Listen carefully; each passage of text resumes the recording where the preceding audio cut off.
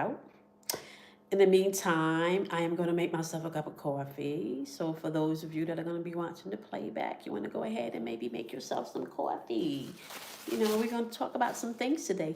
I don't know what we're talking about today because I've been going for 2 weeks. Lots to catch up on. I got notes, but I don't know if we're going to get to the notes today. Okay, so I'm going to wait for the notification to go on out. If you're going to be watching playback, go get you some water, go get you some tea, go get you some coffee, depending on what time of the day it is. Um, and we going to get into the message wherever the message leads us. My allergies is acting up, y'all. So y'all going to see me doing this a lot today on this live. All right. Seeing that I'm not going to monetize this particular live, I'm going to go ahead and put on some background music for us.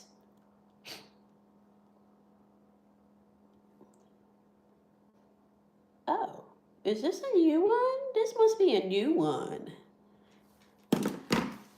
This must be a new one. Welcome, everybody. Ooh. Welcome, everybody. Hold for me 1 second, y'all.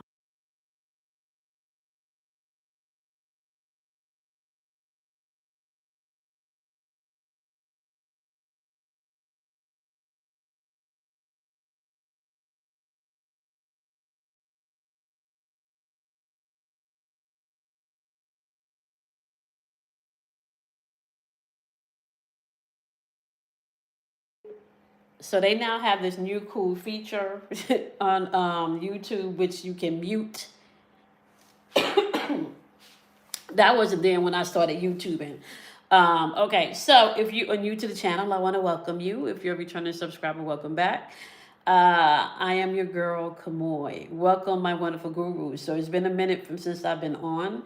I went on an impromptu vacation about 2 weeks ago. Then when I came back, I said I was going to take a few days off. When I came back from vacation, however, I got sick. I'm still getting my body back together. I still feel a little congested. My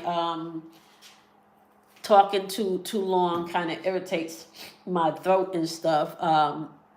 So that's why you guys have not seen me for this long from since I've been back on vacation. That's why you have not seen me, because I was not feeling well. Okay.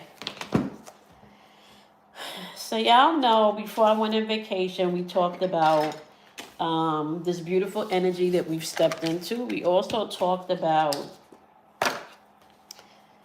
some of the things that needs to be done because we're now operating from a place of resonance-based energy, right? And there was some things that you would need to do to be able for you to really start resonating from the frequency in which you want to hold. So you're no longer looking for a frequency or a vibration. You're becoming that frequency or that vibration in which you seek, okay? We may tap into that today some. But this is just going to be a checkup video, a check-in video, because I'm just coming back from vacation. Also, a little housekeeping. They have not changed it yet, but a lot have changed from since I've been on vacation. A lot of downloads, a lot of new instructions. Things that I thought was going to go one way went a whole nother way. So I'm just going to ask you guys to bear with me as I kind of ground myself. I had a full blast Kundalini awakening on this trip. And Kundalini awakenings can be painful at times, okay? And this one was very painful. But within this particular Kundalini awakening, I remembered a lot. A lot of my memory from past lives came back in this Kundalini awakening, as well as a lot more clarity of what I'm here to do in this Quasi era and with this 12 pattern frequency that we're about to tap into, okay? So I'm going to touch a little bit on that.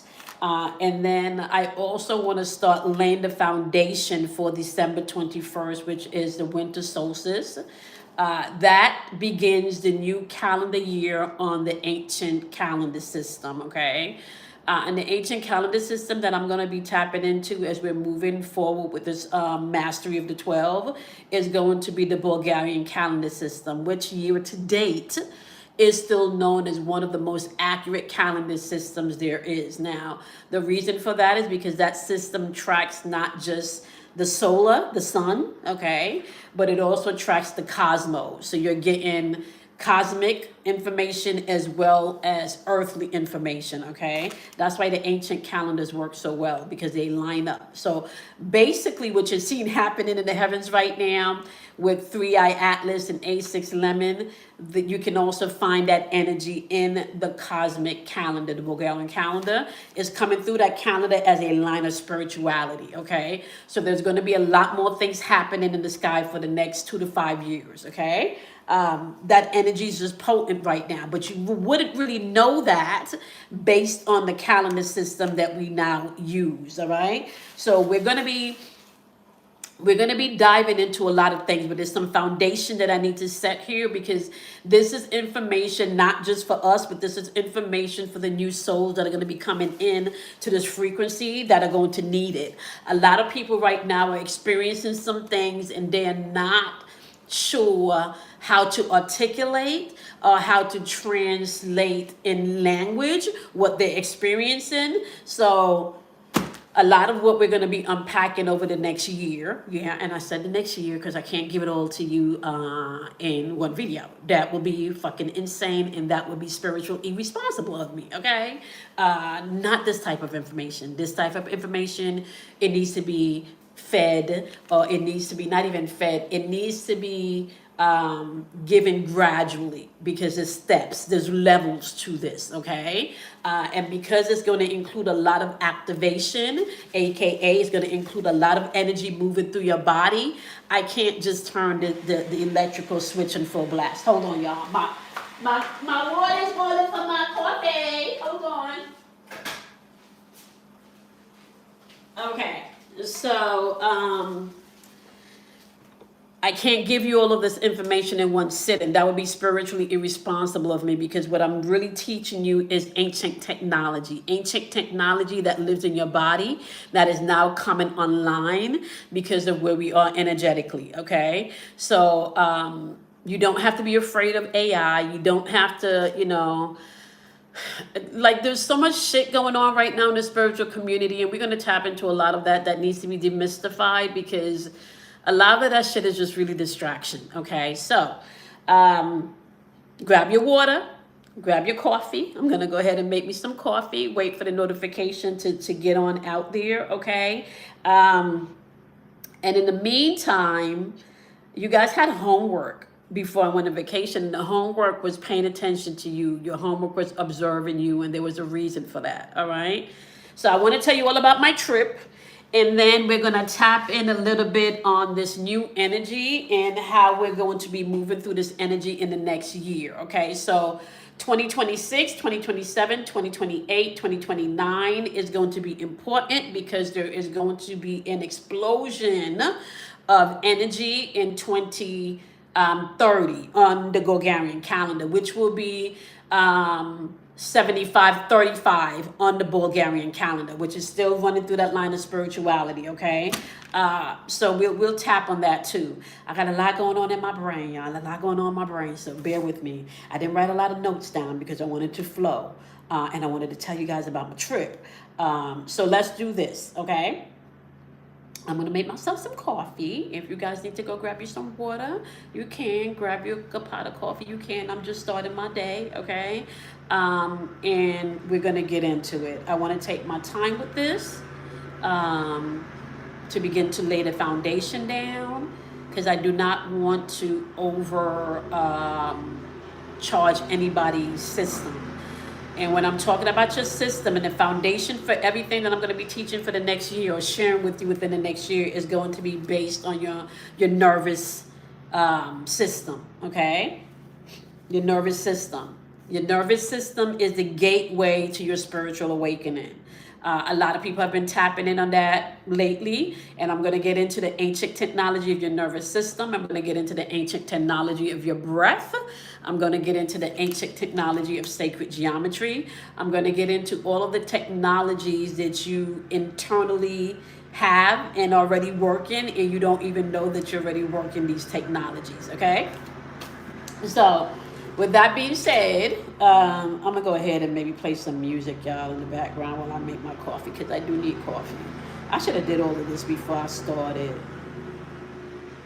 There is this, excuse me, the landscapers are out doing the yard, so you're gonna probably hear the lawnmower go back and forth. Have you guys ever heard of this artist called Nova Soul? I think it's an AI artist, but the tracks on that freaking AI artist, if there is a track, is freaking amazing. Okay. Um,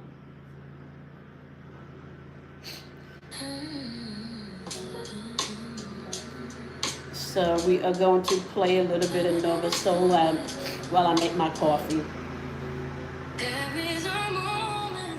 All right. You're gonna listen to Nova Soul while I grab me some coffee and make me some coffee, okay?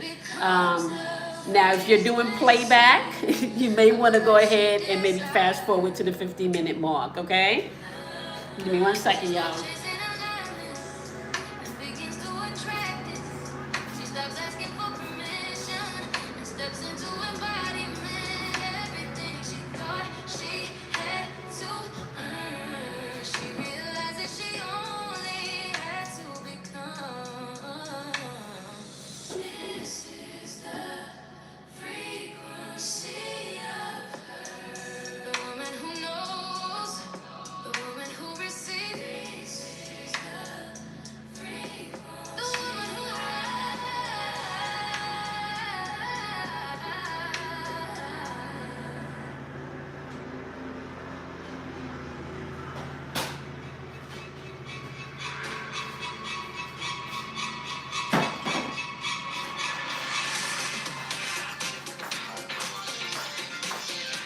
Commercial. We do not want commercials.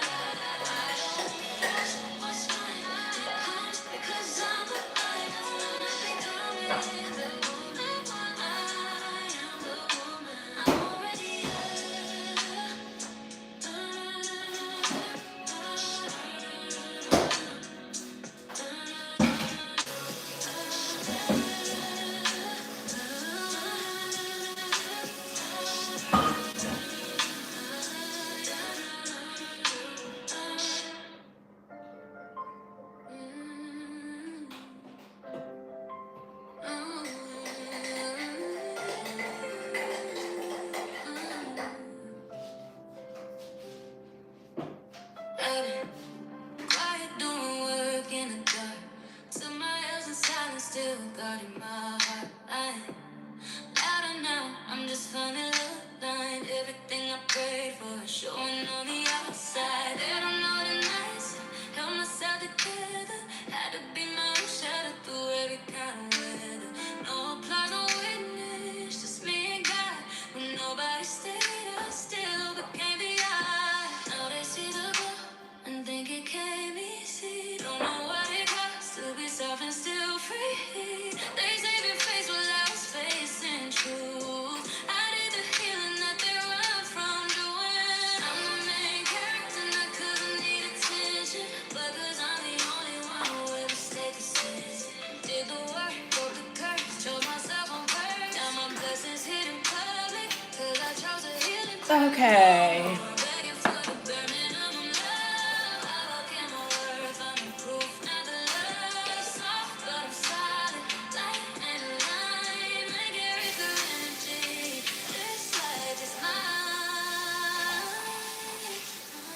Friends turn goals, family got cold. Had to learn to judge, meaning got soul, but I became better instead of bitter. Chose evolution when they chose filters. Didn't fall when the pressure got heavy. Held space for myself till my spirit got steady. They lied to themselves. I told myself truth, and truth turned me into living breakthrough. Now they see the glow and think it came easy. Don't know what it costs to be soft and still free. They saved your face while I was facing truth. I did the healing that they run from doing. I'm the main character, not 'cause I need attention, but 'cause I'm the only one who ever stayed consistent. Did the work, broke the curse, chose myself on purpose. Now my blessings hidden public, 'cause I chose to heal in private. No more begging for the payment. I'm alive, walking my words, I'm the proof, not the lie. Soft but I'm solid, right and aligned. Make character energy. This life is mine. For the girls with a strong smile, hiding a deep scar. For the ones who rebuild after falling apart. For the ones who kept love even after the cuts. For the ones who stayed soft when it would have been easy to toughen up. You are not invisible, you are divine.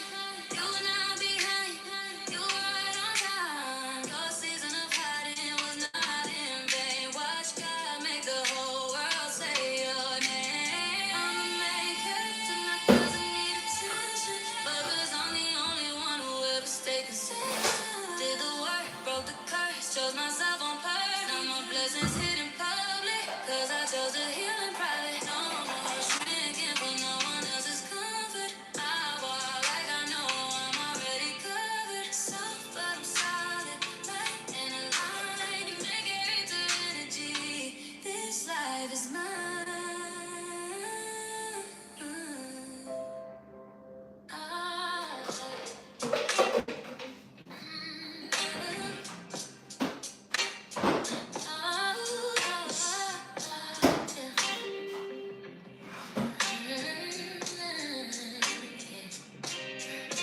This is for the women who in the grace, who chose alignment over the noise and the chase.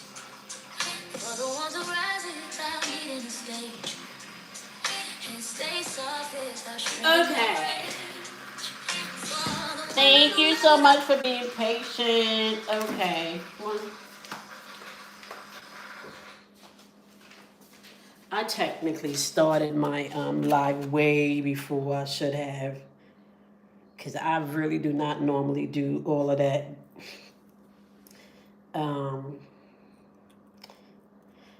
Okay. Let's see. I need to be able to see the chat, because I cannot see the chat right now. And then I'm going to go ahead and we're going to get into this. Okay. I have access to the chat now. All right, so welcome, my love. What are we? We are 20 minutes in. I need to go ahead and I need to make a note and pin it so you can bypass literally the first 20 minutes as I was walking around doing things. Okay, so Let me just go ahead and timestamp this now. I want to go ahead and tell you welcome to the channel if you're a new subscriber. If you were just dropping on in, welcome. I also want to say welcome back to my returning subscribers. Okay. I also want to say welcome to the Quasi era, right? We're going to be talking about the Quasi era definitely for the next years because it is in effect. We are full blown in what you would consider to be the Aquarian age. We did not just get here, y'all. We've been in the Aquarian age from since I really want to say early 80s, maybe. I mean, early 80s, late 70s. Okay, so whenever computers came online is when we jumped into Aquarian age. Okay, we're now dead smack in the midst of the Aquarian age, but we've been in the Aquarian age for a really long time. So we're going to be talking about a lot of what the energy looks like now that we've entered into the Quasi era, which is really just an era of remembering. Okay, it's the era of remembrance. And I'm going to go ahead and pause you for 1 second because I do need to cough. Hold on 1 second, guys.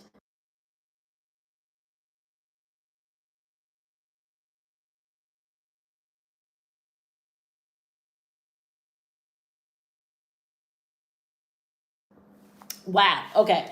Um, I told you guys that I'm getting over a cold.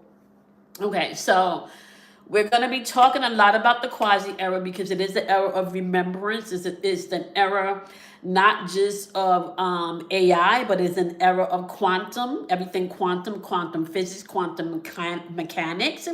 But it is also the era where you tap into your own ancient technology because you are the ancient technology. AI is the interface in which you can begin to explore this technology, which is you, on a deeper level, but essentially, you are the ancient technology. And all of that technology needs to be managed and turned on and activated through your nervous system. Okay. So, we're going to be unpacking all of this within the next year. There are some foundational things that we need to be able to understand before we dive right into the mechanics of how this works, right? Because it's kind of like giving a child the keys, a toddler, 5-year old, the keys to your car and saying, here, go drive, and get yourself some groceries. You just don't do that, right? You don't do that. Okay, there's levels to this. So there is going to be levels that we're going to have to go through within the next year.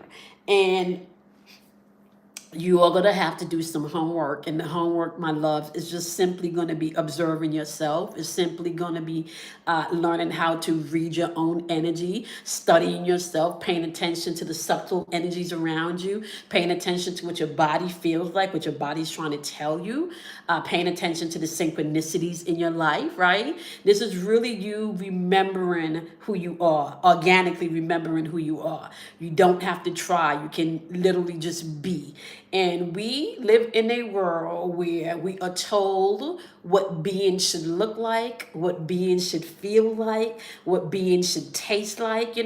It's kind of like we live in a world where it is not okay for you to authentically be yourself. And most people walking around here don't really know who they authentically are.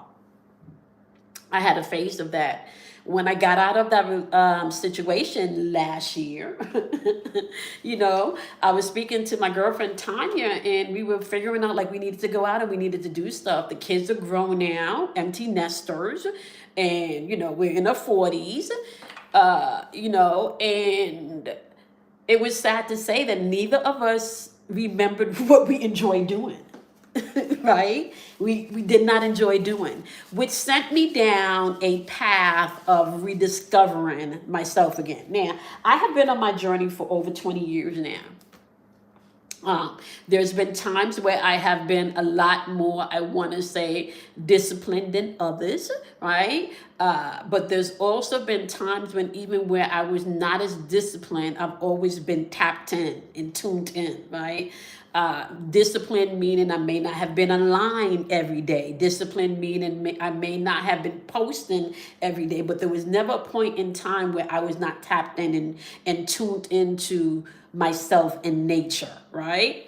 The level to this is As you mature in your spirituality, as you grow in your spiritual walk, you start to understand, especially when you come from a background of, um, and I don't want to use indoctrination because I really feel like, let's use the word taught, especially when you're coming from a foundation where you were taught this is how spirituality looked like, this is how it feels like when you're in communion with God, source, Allah, whatever, right? And this is what it feels like when you're not in connection with source, right? And then the feel like when you're not in connection with source, it then puts you into a place where you doubt yourself, where you question yourself, right? And where others' opinions about yourself become more important to you than your opinion about yourself, okay? Now, why is this important? This is important because in this quasi era and in this era of resonance, hey, Shirley, how are you?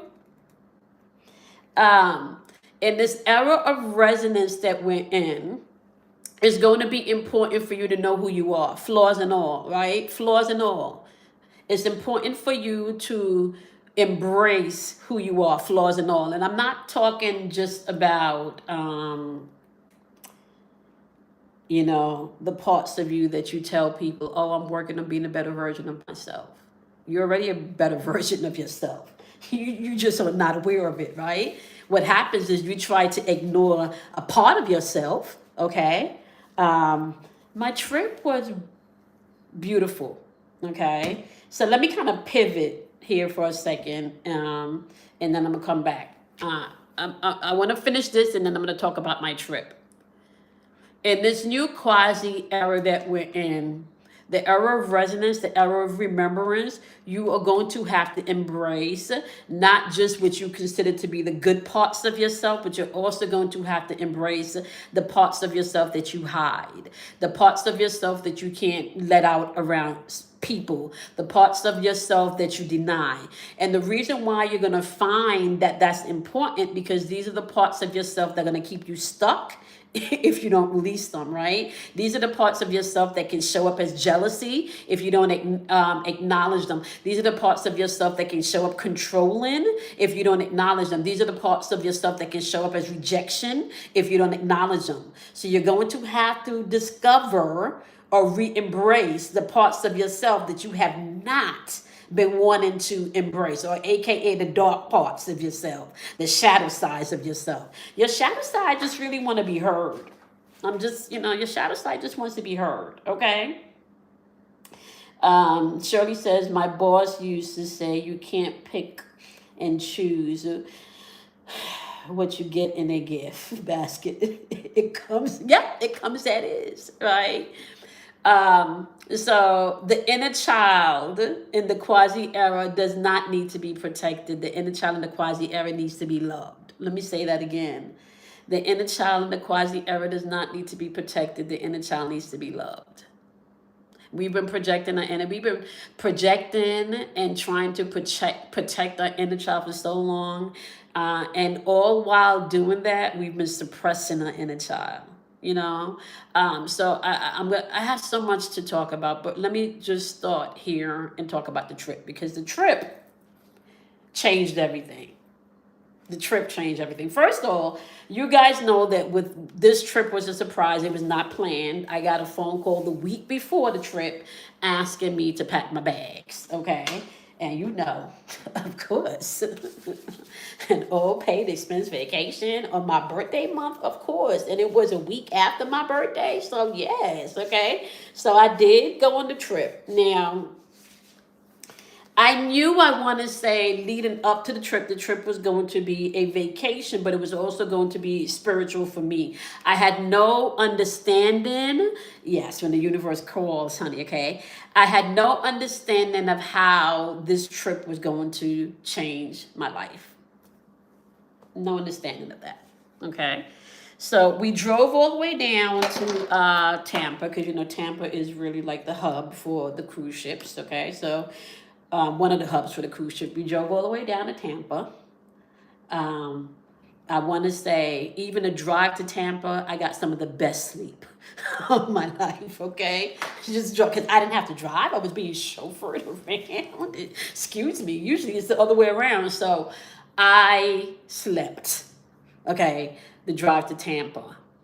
When we got on the boat, and as we was waiting for the rooms to be ready, I saw this gentleman, and I'm mentioning this gentleman because um, he plays an important role in the whole cruise experience, right?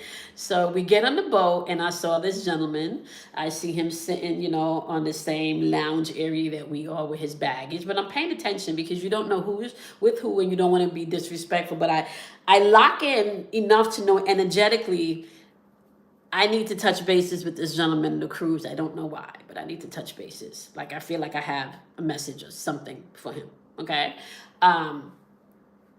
Being a part that day. Okay, so we go about, we get a room, we change, we go up and lounge by the pool because I think we checked in at 12. The boat didn't leave until like 4. Okay, so we had a couple of hours still on the boat. And if you've ever been on a cruise, like once you get on the boat, it's drinks and food. Like you're not gonna be hungry. You're not gonna be okay. Listen, I'm just gonna say if you got you a drink package on a cruise, you're probably gonna be drunk the whole time you're on the boat, or at least tipsy, nice. You're gonna be good the whole time on the boat. Okay. So I got on the boat, got our rooms changed, went up, and I don't remember if we met the gentleman that I saw earlier. I don't remember if we met him the same day or if we met him the following day. Okay. But we moving forward, I'm gonna call him L. Let's call him L. So we met L. I want to say maybe because we got on the boat Saturday. So I want to say we met L Saturday evening or maybe Sunday. Okay, it had maybe the same day. We met L. Okay.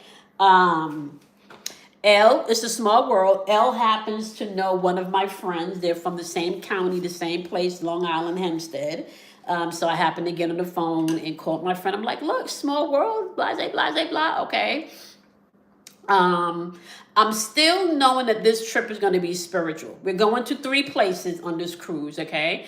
We're going to Belize, we're going to Honduras, and we're going to Camazul, Mexico. Okay. I have been to Belize before. I have been to, I think I've been to all 3 of these islands before. I think I've taken this cruise route before. Okay. I think I've been to all 3 of these islands before, but never had the spiritual awakening that I did. And the next thing that I noticed is, unlike the last cruise, we did not hit the same side of the island.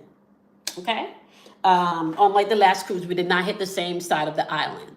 So this is Saturday night, Sunday. We're into Sunday now. And I'm already knowing by Sunday this is a spiritual trip for me. Okay. So I'm already starting to do my research because we're on the water for Sunday, Monday. So Sunday, we meet Elle again. Okay. And Elle got us drinks and stuff. Now, mind you, once again, if you have your drink package, the liquors are free. So Elle got up and Elle got me and my girlfriend Tanya a drink. And if you see my girlfriend Tanya is beautiful. This beautiful woman. So he was just mesmerized with Tanya. And Tanya is beautiful. Tanya has a beautiful shape. So him and Tanya is going back and forth.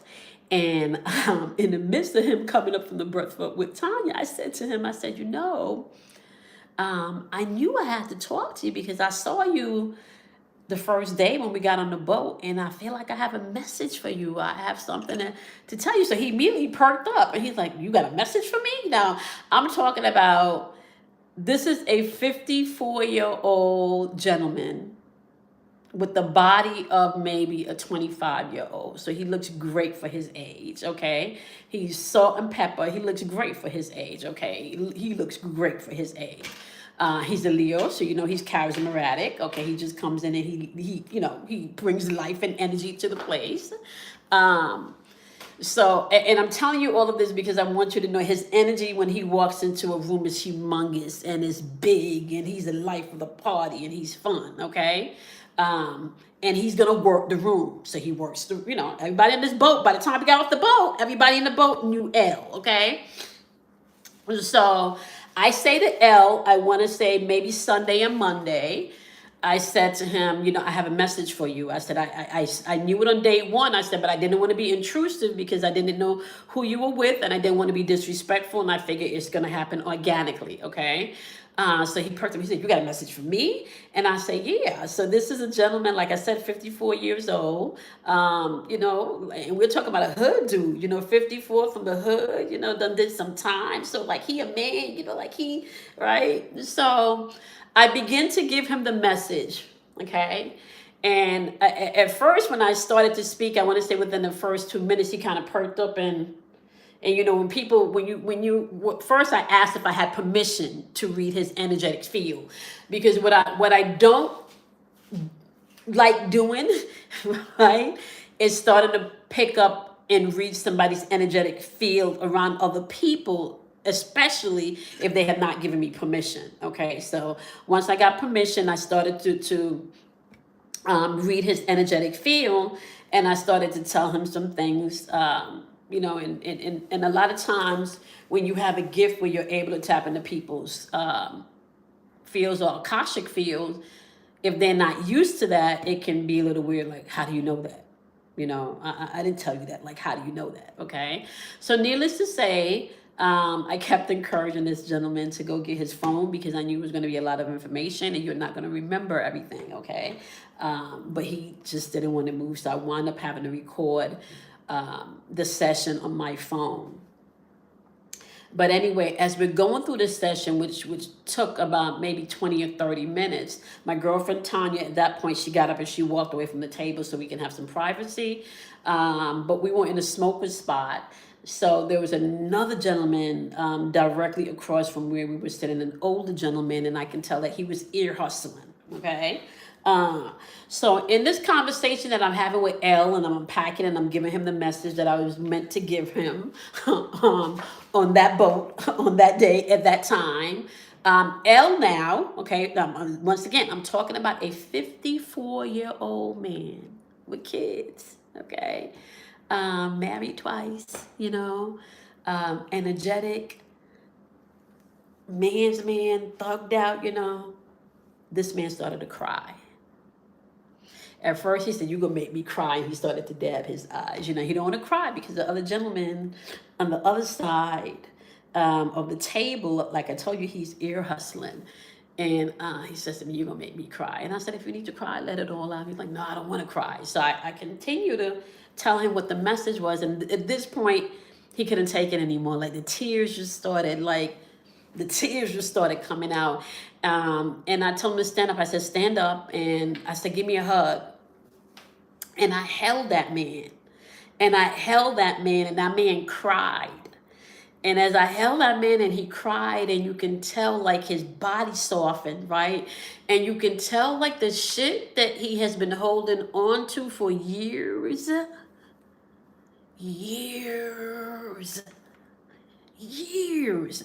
right? A lot of that shit just melted. Just melted. And I sat, and as I'm hugging him, I'm still speaking in his ear, right? I'm still speaking in his ear and giving him the message. And then when I was done, he wiped his eyes and he sat down. And the gentleman that was sitting across from us, I don't know, on the cruise, there's these little things that they give out, the ducks. I don't know if it's a duck thing, but the gentleman passes him a duck.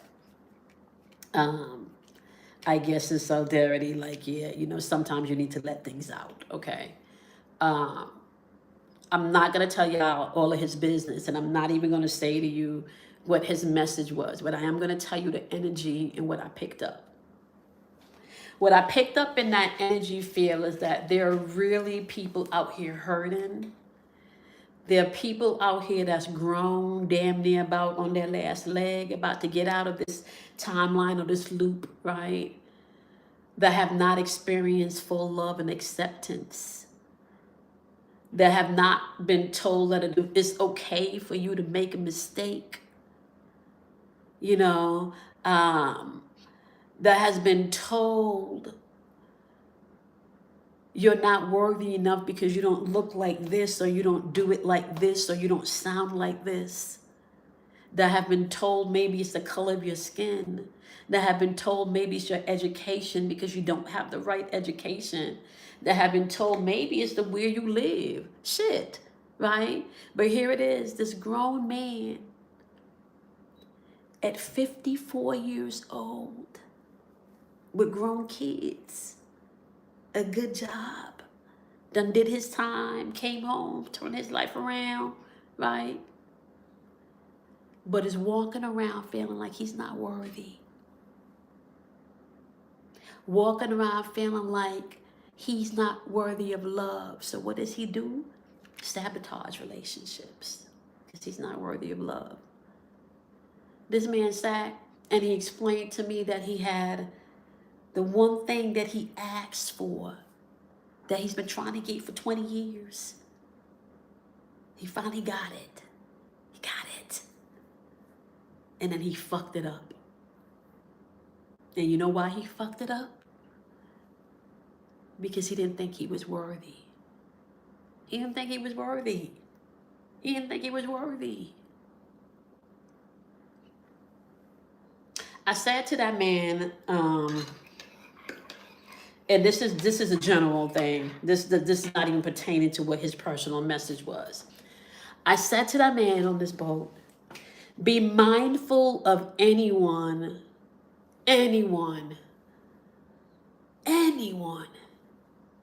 who makes you have to continuously question your worth.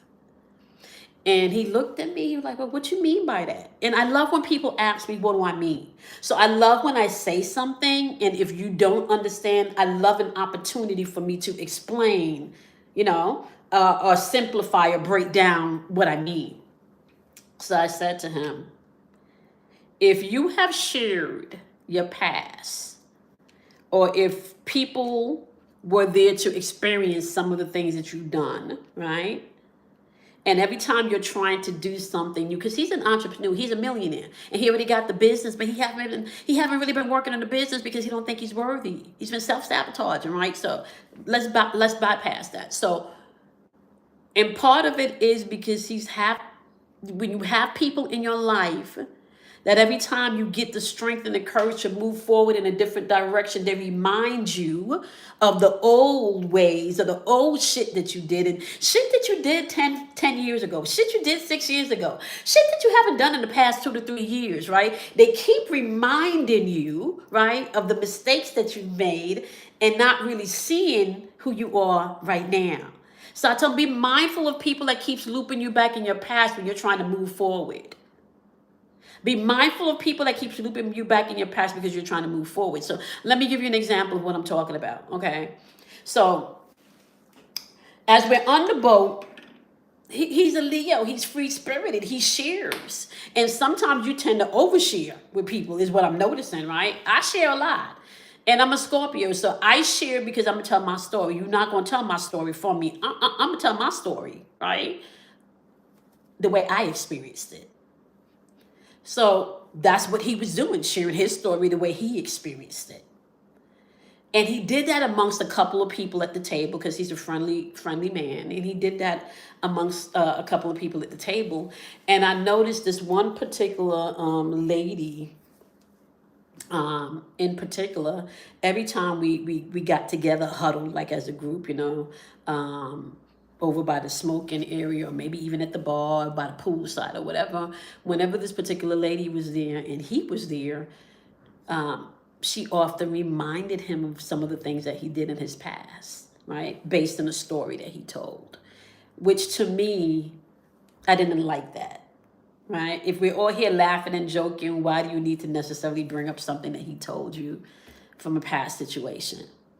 Um, and I didn't want to say anything in front of this lady, so I pulled him to the side and I said, just be mindful of anyone that you shared with and you've been vulnerable enough to open up with, right?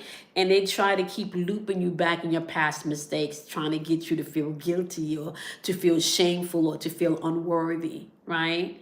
And this man's message was very simple. The message was, he didn't feel worthy and you are worthy.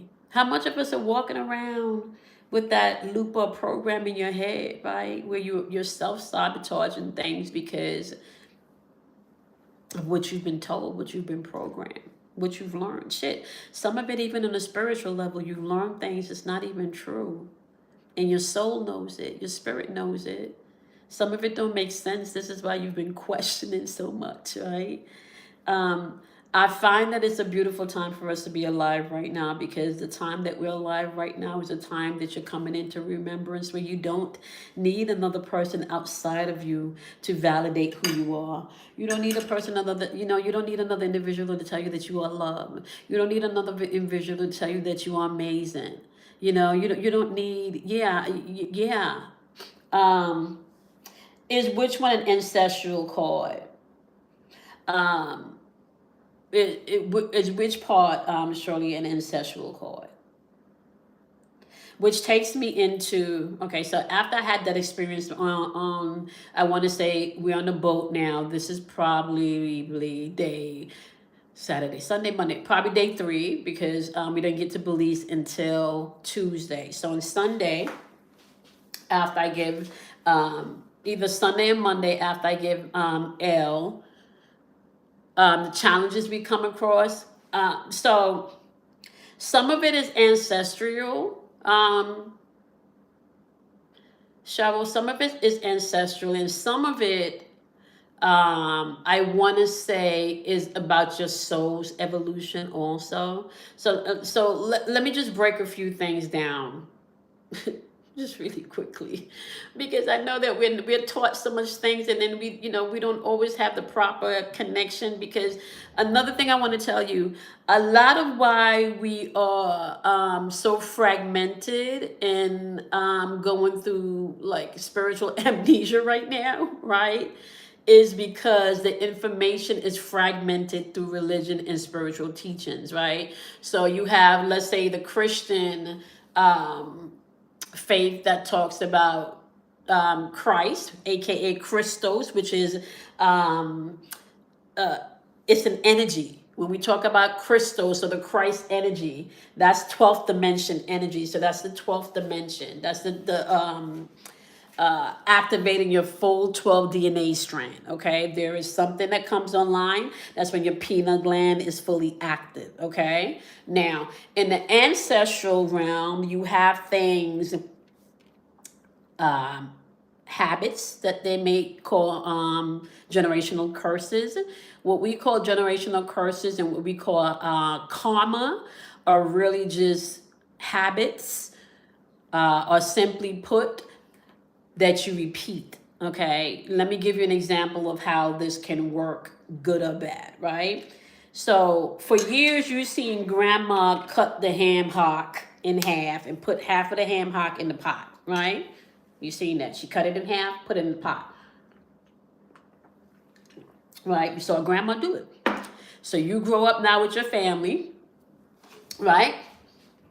And you go to cook your greens and you see what you did, what grandma did. Grandma cut that ham hock in half and grandma put that thing in the pot, right?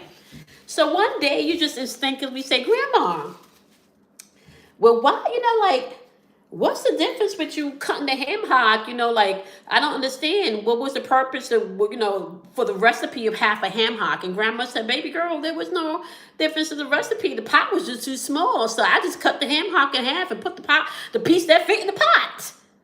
So here it is. You're thinking that traditional, or you're thinking something that's generation, right? And traditional, it's not something that you now do, your sister now do, the cousins do, the other right? And all of that tradition just came because grandma pot was too small and she had to cut the ham hock in half to fit it in the pot. right? But you walking around every Thanksgiving, every Christmas, every whatever, with your half a ham hock in the pot because you think that that's how that recipe go, not knowing that the grandma had a small pot. That's one way, okay? The next way you can see things happening ancestral is also let's use something more along the toxic end, right? So the toxic end of family generation is this, and I'm gonna speak to my end because I'm Caribbean, right? So the toxic end from the generation in the Caribbeans could be like this, right? When a man pays the bills and take care of home, you shouldn't question him. He should be able to do whatever the fuck he want to do. If he come home and he put that money down on the table, then he decide that he gonna take him a shower and get dressed and leave, you're not supposed to question him, right? Now, what does that tell my generation? I don't have a daughter, but let's say my daughter's generation, or I got a son. Like, what does that tell my son generation? So if I, based on my ancestors, right, adopted that same mentality, right, it would be a lot of me not being here. I won't be able to do this. I won't be able to do this. Yeah, exactly, Cheryl. I won't be able to do this. I would not be able to, if I follow traditionally a lot of what my culture entails. I wouldn't be able to do. I was married to a Dominican man. Anybody that's been married to a Dominican or a Spanish man, that's very machismo. I don't know if you know what machismo mean, but machismo is like I am man, hear me roar, right? I was married to a Dominican man. I have 2 kids with my ex-husband, and my kids grew up in a very, very strong Dominican culture because my husband is Dominican. Okay, he speaks Spanish and everything. Okay, Spanish is his first language. Even though he was born in New York, he grew up in the Dominican Republic until it was time for him to come back to the U.S. for school. So he speaks Spanish fluently. Okay, he may look like a brother, but when he opens his mouth to speak that Spanish, baby, you look like, what the fuck? Because he's dark just like me, right? But in the Dominican culture, it's the same thing, right? That's that machismo shit. I am the man of the household, and what I say go, right? There's really not a lot of taking into consideration how the woman feels, right? Unless, now here's a plot twist, right? Unless you grow up in a West Indian family where the mom was the matriarch in the family, like, because there's a plot twist too. But the point I was trying to make is a lot of the ancestral thing that we have in our bloodline are habits that was created either based on necessity, based on lack of information, based on love, based on knowing this is how our own ancestors, like, so there's a whole bunch of things that's ancestral that can be healthy, and some things that cannot be healthy. And let me say this while I'm on ancestors also, right? I want you guys, especially moving into this quasi energy, to be very, very, very mindful of what you label karma, okay? Because karma is really cause and effect, right? Cause and effect. If you make this choice, it's going to produce this effect. That's what karma is. So when you find people coming back to clear up what we call karma, it's really people just coming back to learn emotional maturity. Now, let me demystify this, because this is a lot of what the quantum era is going to reveal. Okay, the ripples, exactly. This is what the quantum era is going to reveal, and this is what the quasi energy is going to reveal also. You are everything, and everything is you. Meaning the ancestors that you talk about, they're already in your DNA, right? Meaning any source in the heavens where it may be connected to other planetary beings or whatever the case may be, that's already within you. There is not a space or a time where you are not or where you were not, okay? You're going to start to see that science is going to validate this, all right? In a minute, when science changes, because science right now studies light properties, right?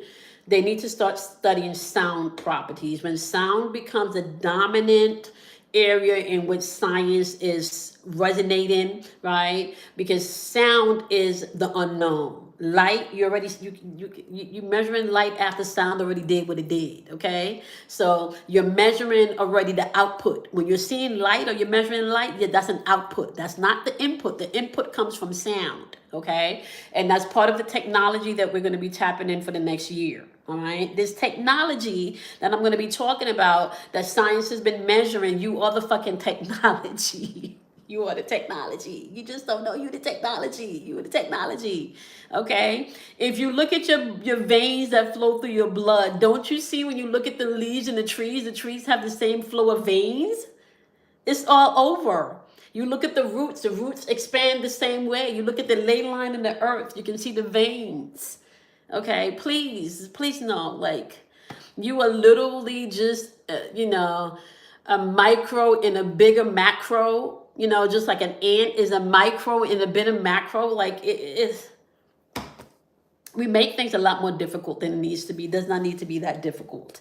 But I understand why it's difficult, because we have a lot of deprogrammable information that needs to be deprogrammed because it no longer fits the energy that we're in, right? If you're still in the energy that somebody outside of yourself is coming to save you, you're gonna miss a really good experience. Not that you're not gonna get here, because no, let me just, spoiler alert. This is a spoiler alert.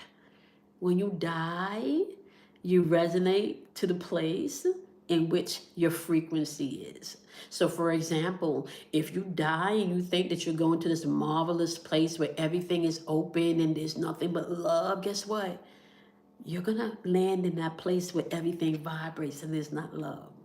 But if you die and you think that you're a sinner and you're going to hell because you don't steal too much, you're going to manifest an experience after death that's going to have the match the vibrational frequency in which you held once you were here. Okay?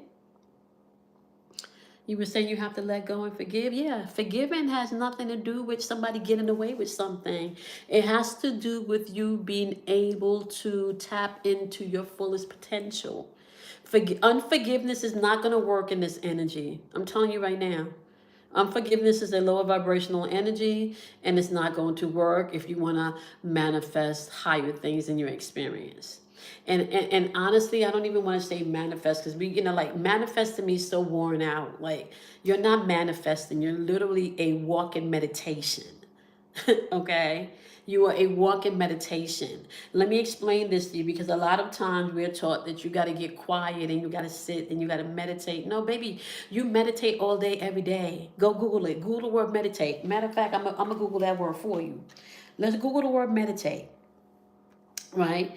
Because you meditate all day. The question is, what are you meditating on? Right? Are you doing mindful meditation, or are you doing mindless meditation? Which one? Okay, let's see the definition of meditation.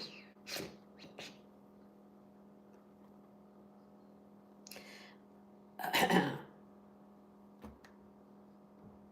do not need you. Come on. Okay. Have y'all also noticed that the dictionaries, they do upgrade, but a lot of the older definitions are not in the newer dictionaries? Yeah.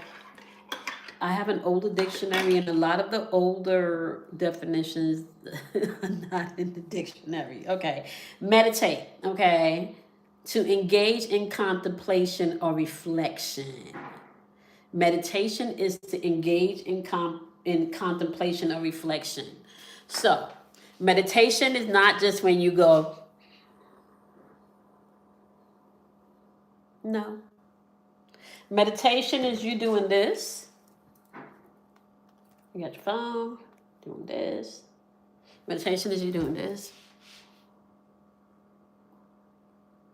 Meditation is you just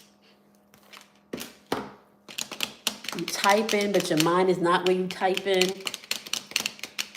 right?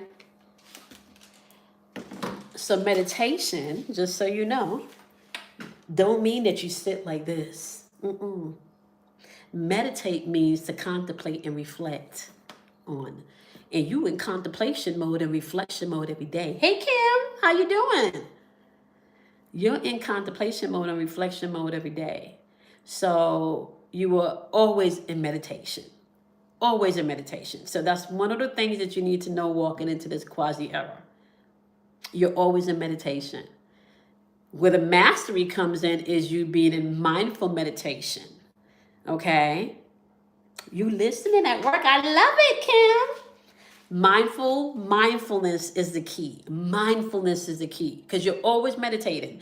So if you're sitting back thinking about the bills you got to pay next week when you get your paycheck, if you're sitting thinking about what you got to cook for dinner, if you're sitting thinking about the car that need to get fixed or the car that you need to go ahead and make sure that you get your tags done, or if you think about that trip that you got to take next year, or if you think about how you're going to pay this, if you think about how you're going to do that, if you think about that is meditation.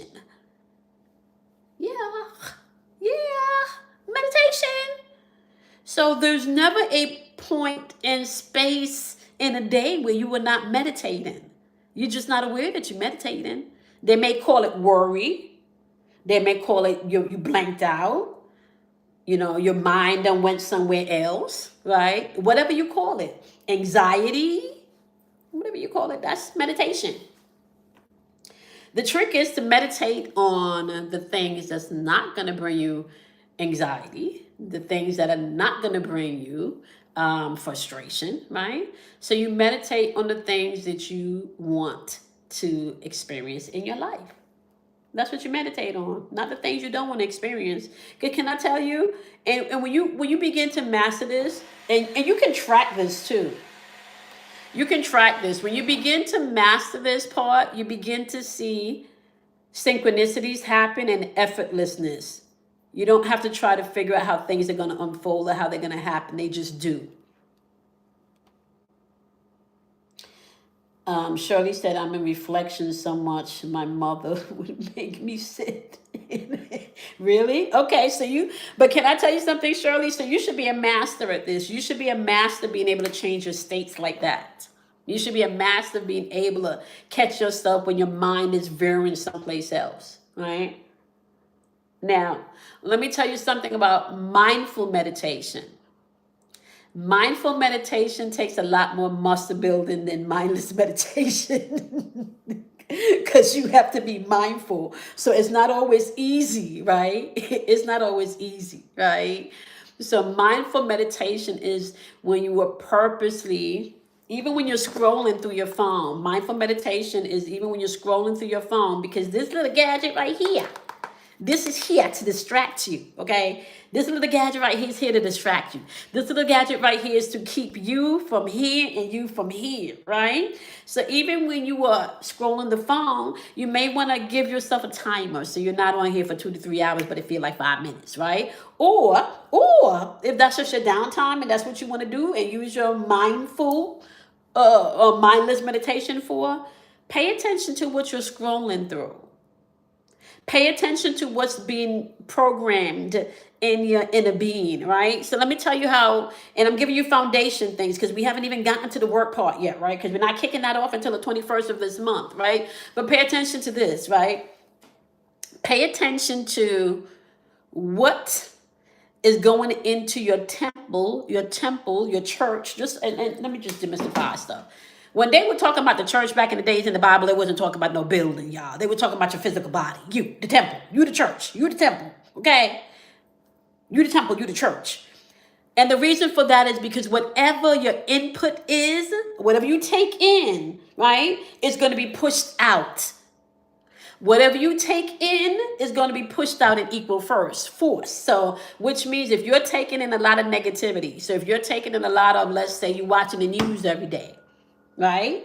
Let's say you're watching the news every day and the news is just talking about how we're not going to have no food and da-da-da-da-da, da-da-da-da-da, da-da-da-da-da, right? And then something happens in your neighborhood and then you go to the store, but because, you've been watching the news, you go to the store. You can't find the canned beans you like. The shelves are empty. You can't. You understand what I'm saying? And it's not even like a big epidemic yet worldwide. We're just talking about something locally that's been bumping in the news for a while. But because you've been meditating on that, you're starting to experience that in your real time reality.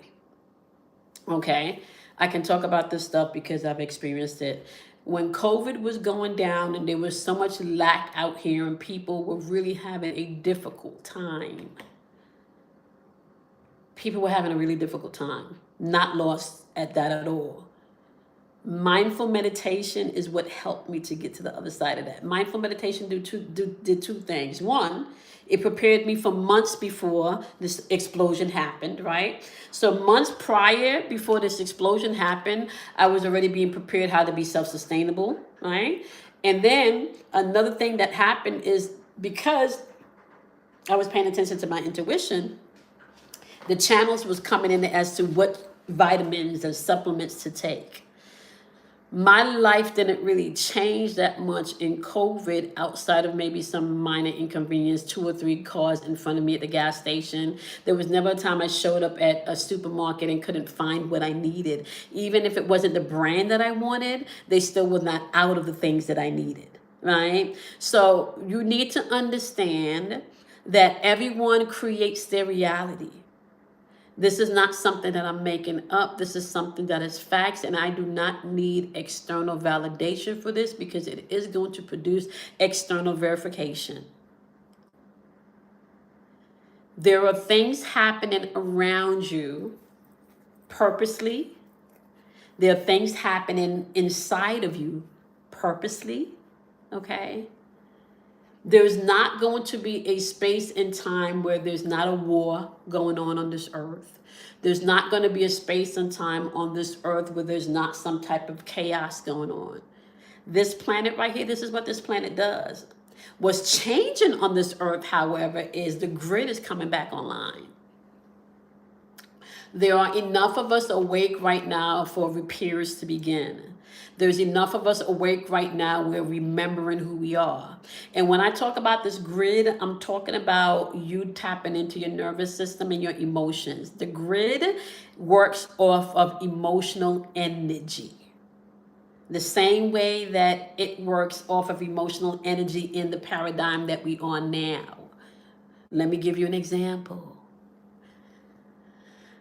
You know, some people, when Apple brings out a new product and they want to be the first one that gets this Apple product, they will stand outside all night for this Apple product. All night for this Apple product. Okay. There is something internally that's telling you right now it's time for you to turn on your beacon. Just like the Apple product, you know, like some things you just die-hard fans of. Like right now, you need to become a die-hard fan of yourself. When this Apple product is coming out, they begin to advertise the Apple product, and they start to advertise this product for months and months upon a time, to the point where people may even pre-buy. Is there? I think you can do that pre-sale, or you can order it before it comes out, or you can you know. So there's all this hype that's being created by the marketing industries as to why this is the best product, as to why you need this product, okay? And as to, if you don't have this product, as to why there's something wrong with you. That's Mind Control 101. They do it all the time with products. They do it with religions. Mind Control 101. Hold on, y'all. Hey, baby. Okay, you going back to class? Yeah. Okay, all right. I love you. Okay, bye-bye. That's my son, y'all. It's the same thing happening now. Wherever your attention goes and your emotion follows, it's going to produce the reality to navigate that. So Apple creates the product, right? They get your attention.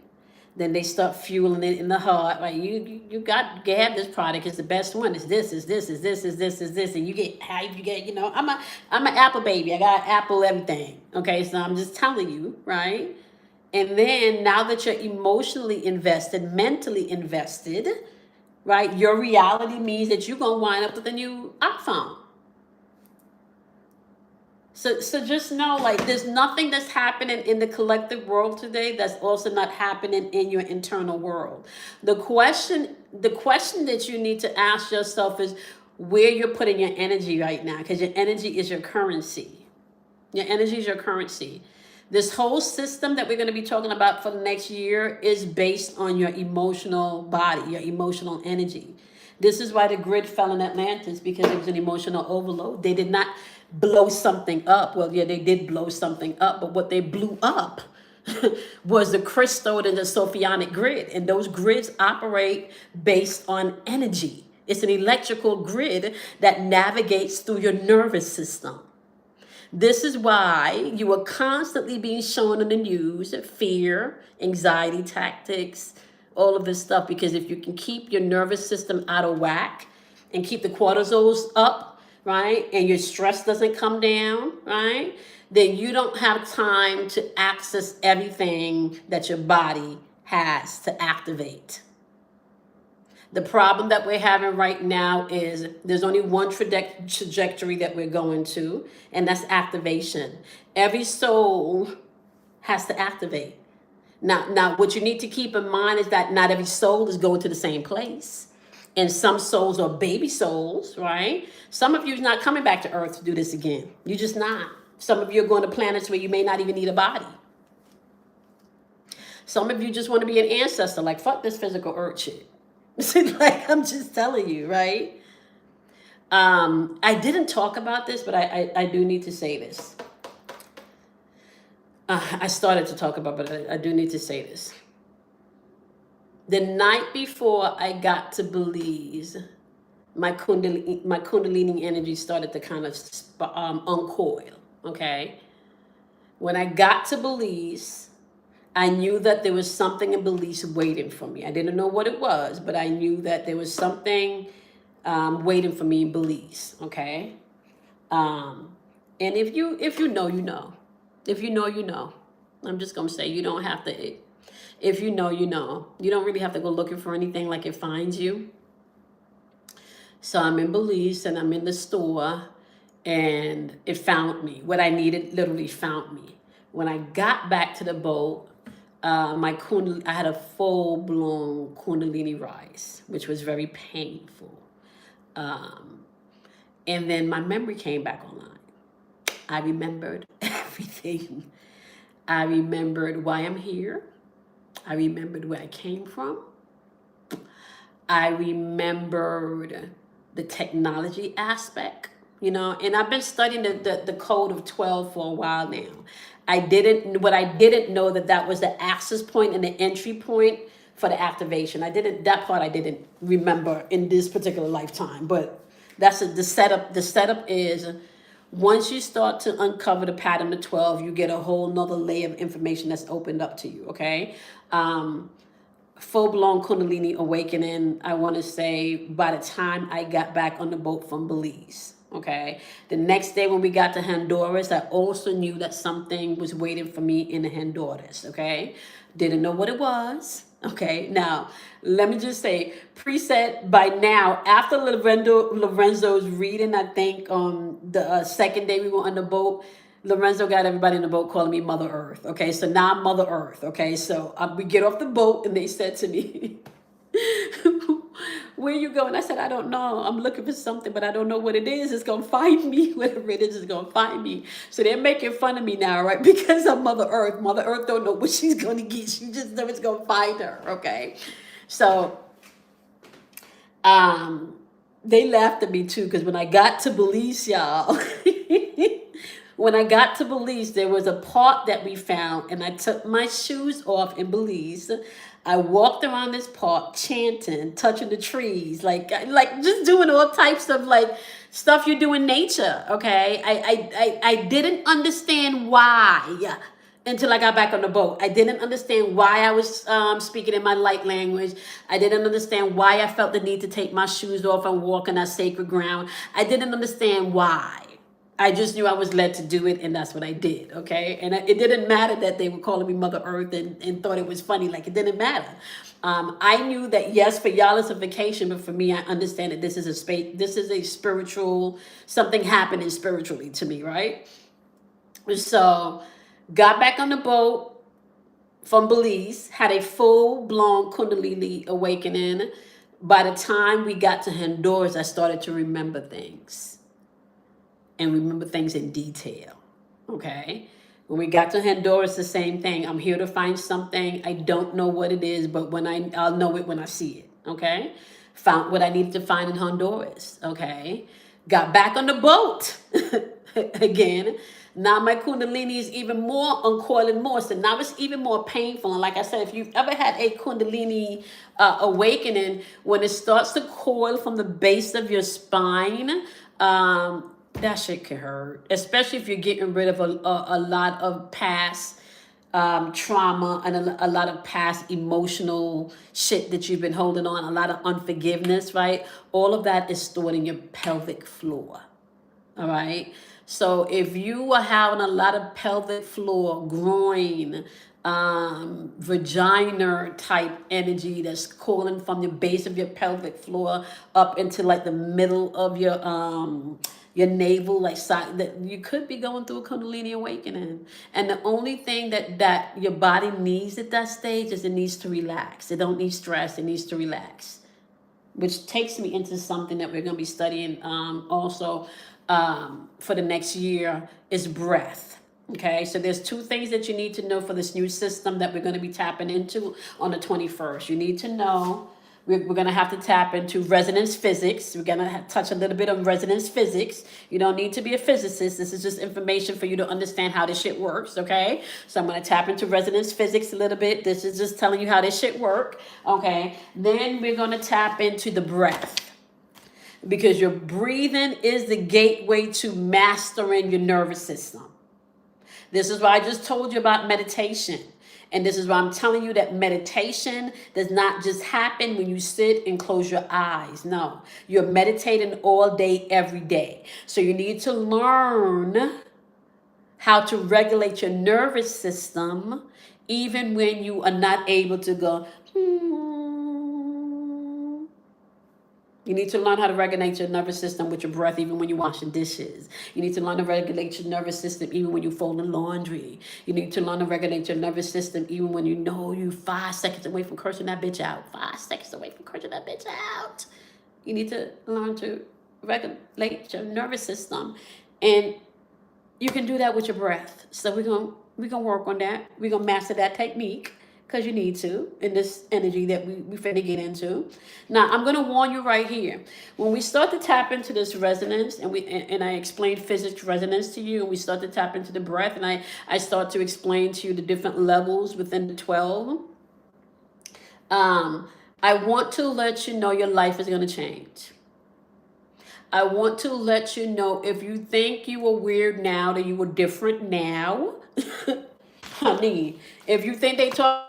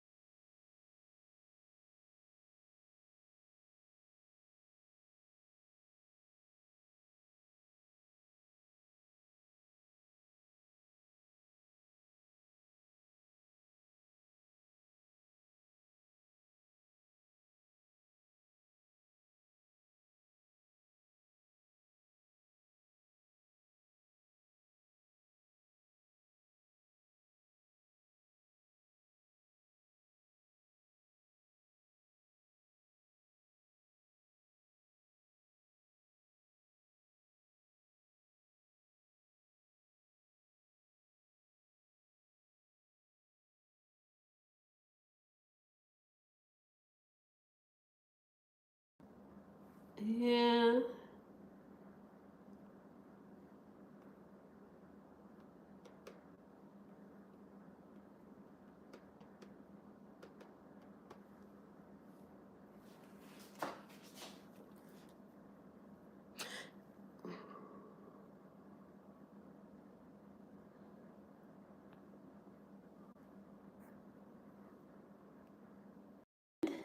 Okay.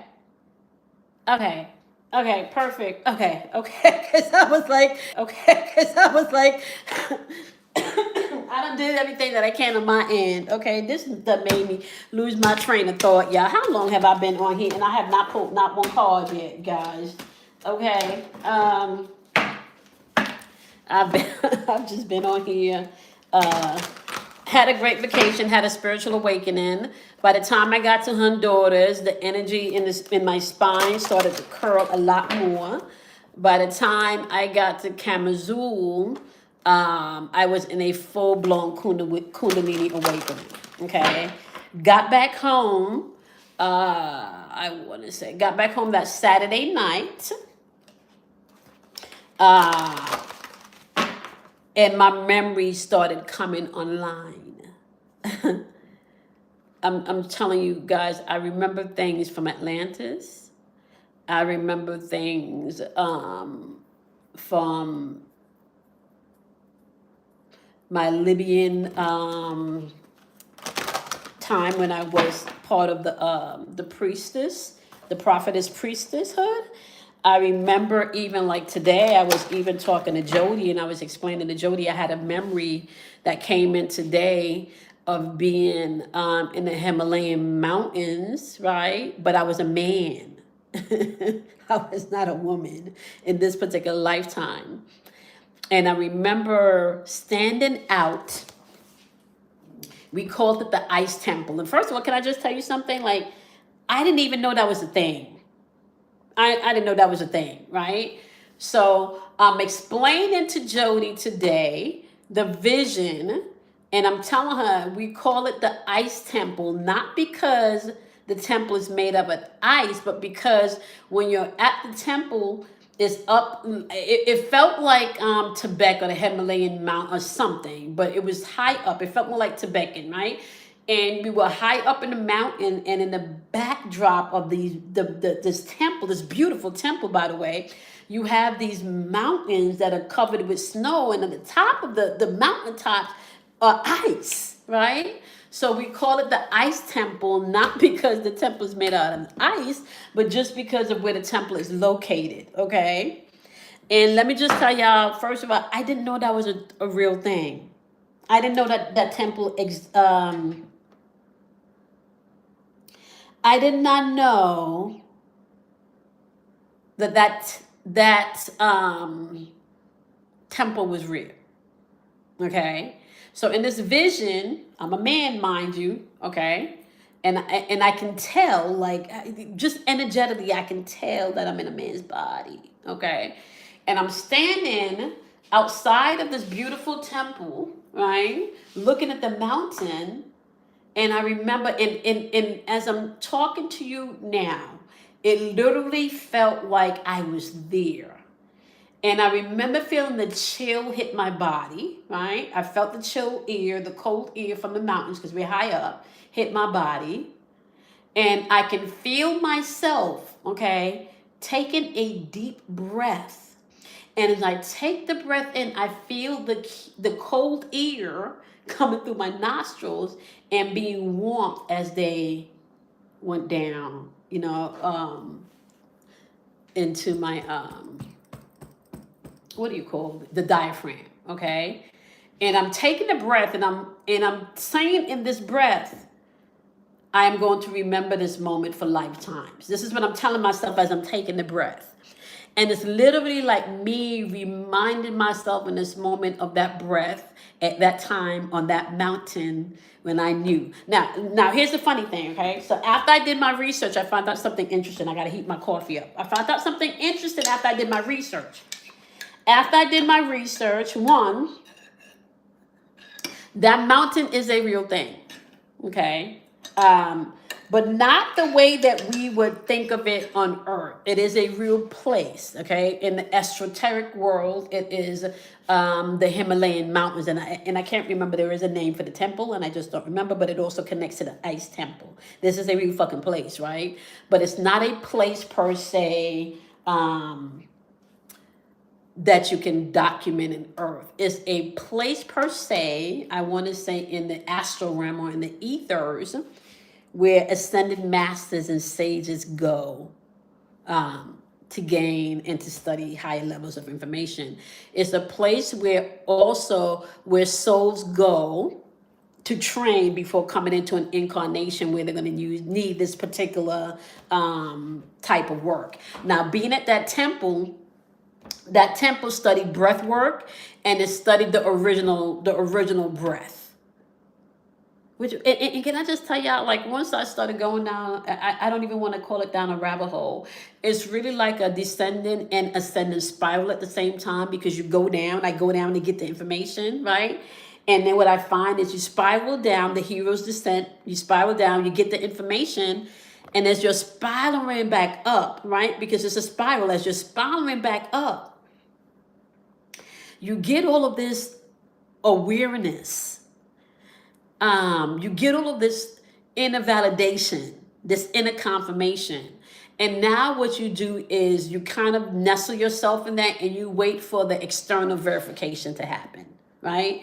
I find that after this trip, there's not a lot of people I can share what I'm experiencing with, because a lot of my friends have, like my circle, I love my circle, and they are here for my shenanigans. I mean, they let me talk about all types of shit, I'll be telling them quantum math is not 1 + 1 = 2. Quantum math is 1 + 1 = 3.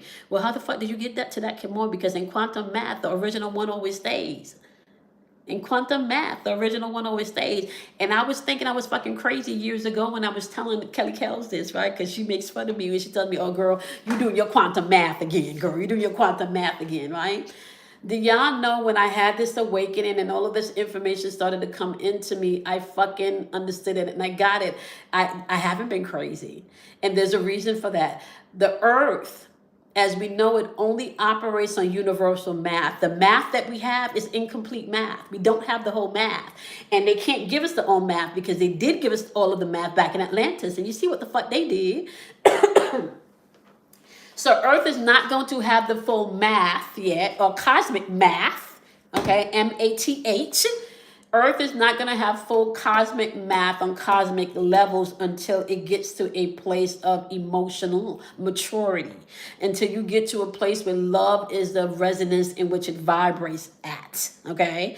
They cannot give Earth the full access to the cosmos, because this place will fucking destroy the cosmos. I'm just saying. Okay. And when I say destroy the cosmos, not blow the cosmos up, but it's already creating distortion, meaning AKA you don't fucking remember who you are. You don't remember that you're the technology. You don't remember that you've done this multiple times, right? You don't remember that you don't have to come in asking or begging anybody for anything, because you already are. It already is. All you got to show up is in the isness, right? So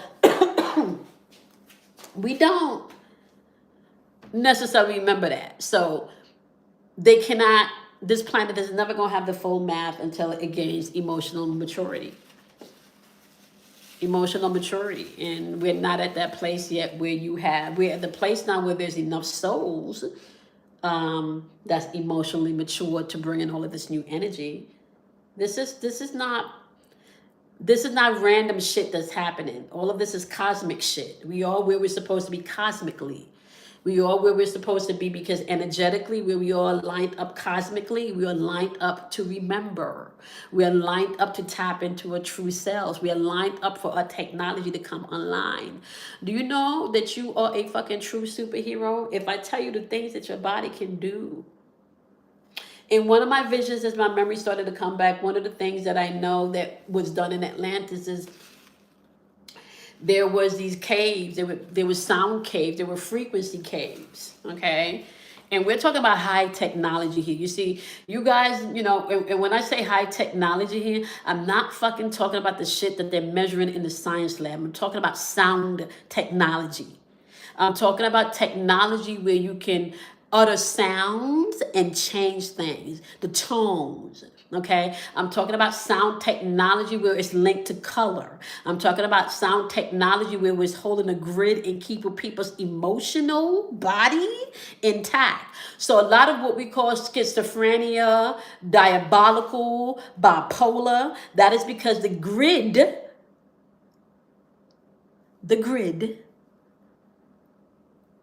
has been damaged. Science as we know it is incomplete.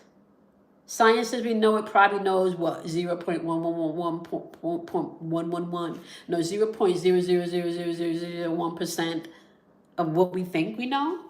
And I heard a scientist say that. I got that from a scientist, by the way, a well-known scientist. I can't remember his name. But his theory is that we're living in a simulation. And whether we're living in a simulation or not, the mechanics of how this works is still the same.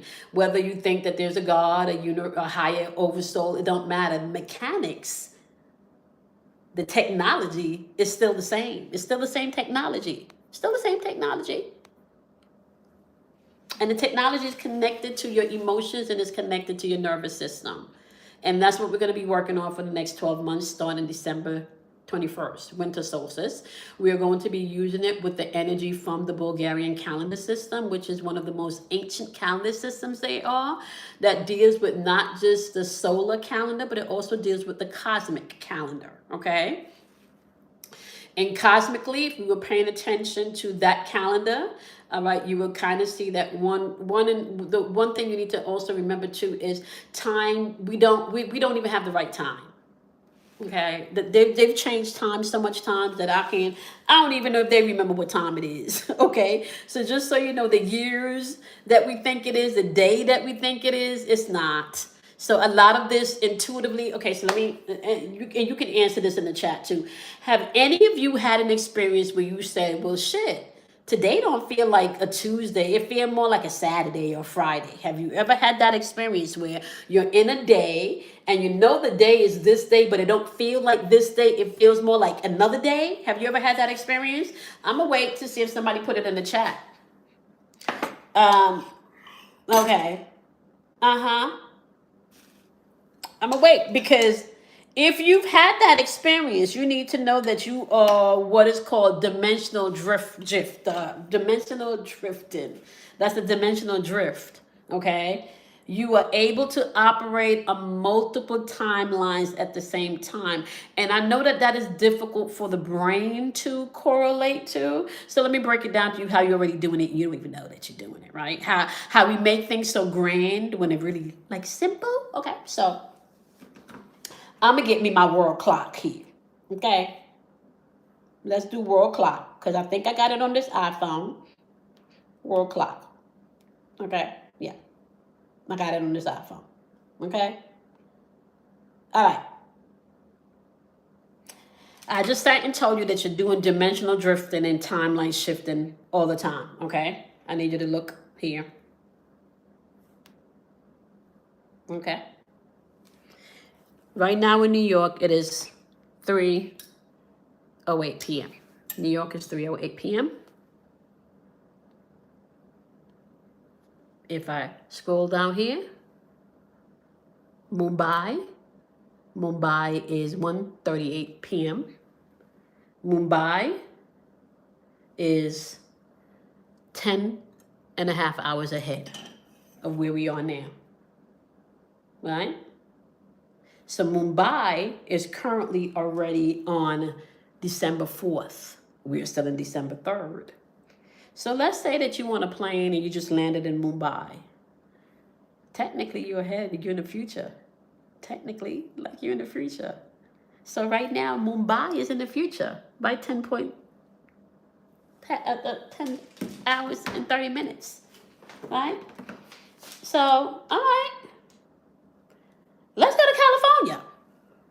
They're currently at 12:09. So technically, You in the future in California in the past, because you already did your 1209, right? So you already dimensional drifting. You don't even know that you're doing that already.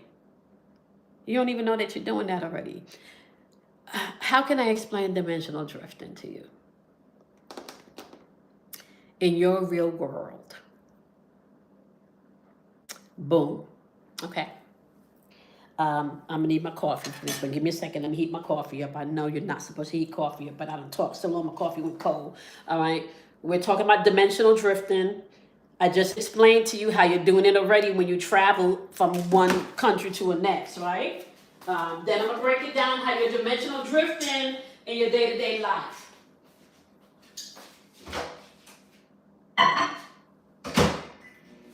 One second.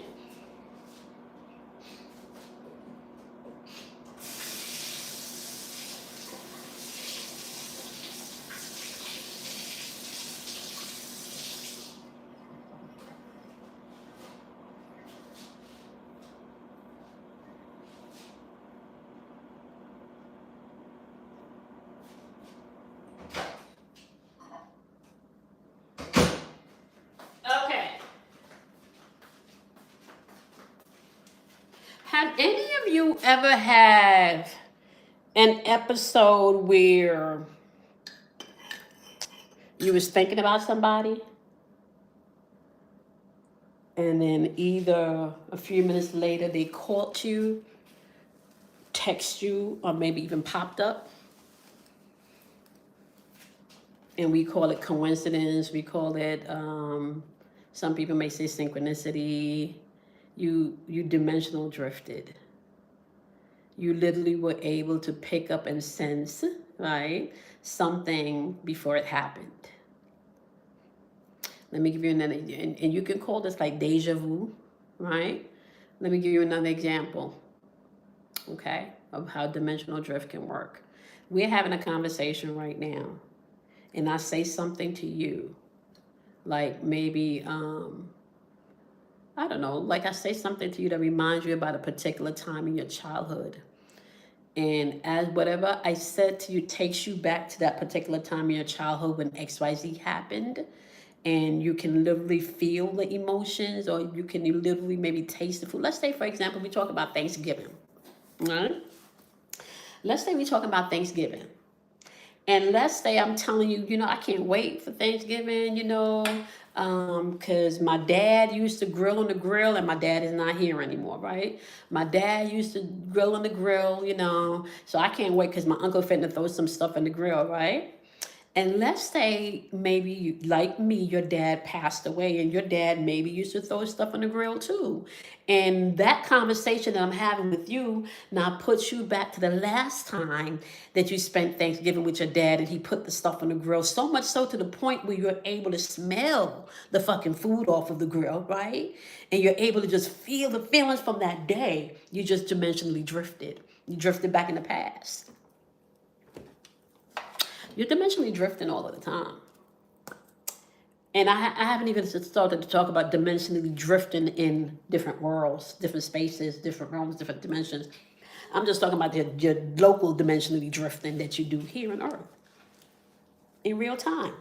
We got all of these names for it, but you don't understand that what we call deja vu and stuff is actually technology. That's your ancient technology coming online, but you just don't know that.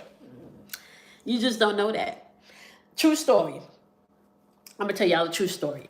For those of you that don't know, I have a very eclectic background, okay? I come from financing. I just made 49 years old, y'all, right? I just made 49 years old. I come from a background of banking and the finances, the private sector. I did that for a really long time, maybe over 15 years. In 2012, guided, I was led to walk away and start my own business. I started to really focus on my spirituality and my gifts wholeheartedly in 2012. In 2012, I also went back to school and I became a professional sound recording engineer. I can produce, make music, write, do all of that good stuff, and run the studio also, okay? I also went and got license and certification in neuro-linguistic programming, which is known as NLP programming. Okay, so I got that going on too. So I got the banking, I got the audio engineering, and then I got the neurolinguistic programming coupled with my gifts. Okay, and if you've been on this channel long enough to know, you know what the gifts are. And I can't remember where I was going with this point, but I wanted to definitely go ahead and let you know that I am truly 100% sure that I know what the fuck I'm talking about. Okay, so when you go to school to study audio engineering, I'm just going to show you one of the books that I have on my desk. This is one of the books that you have to purchase, or that comes with your course. You got to teach yourself electricity. You got to be very familiar and aware of electricity. Okay, so a lot of my spiritual material, when you hear me talk about electricity and shit, right? I know what the fuck I'm talking about because I've had to study the shit, okay? And I'm just taking what I've had to study and kind of breaking it down to how it plays out in your day-to-day life, because we are electrical beings, okay? This is also another book that I keep in my desk. And the reason why I keep this one in my desk is because we're going to be needing this for when we start uh, in December, because I need to bring some points out to you, because I know this is talking about recording techniques, but guess what? You're fucking recording all day, every day. You meditate all day, every day. You're recording the things that happens to you all day, every day, whether they're good or bad. The problem is how you store these things and how you pull them back when you need them. Where do you put the things that happen to you that you don't really enjoy, and the things that you do really enjoy? Where do you put those things, right? So yeah, this may be my recording book about microphones and shit, but guess what? You are the fucking microphone. Every one of these diagrams here that shows you the different microphones, you pick up like these fucking microphones. So I'm finna show you how this shit work, right? See, you out here thinking that you don't need anybody outside of yourself. And if I could really be honest, the only thing I'm really doing right now is not even teaching you, but I'm helping you to remember what you already know. That's the interesting part about it. That's something else that they show me. You know this stuff. That's why a lot of when you go to the different channels and you find different people on the internet that you're gravitating towards, is because your inner being already is seeking the truth, and it knows, and it gravitates to where truth is. This is the season of remembering. And you're not remembering another person's story. You're remembering your story. You are the technology. You are that in which you seek.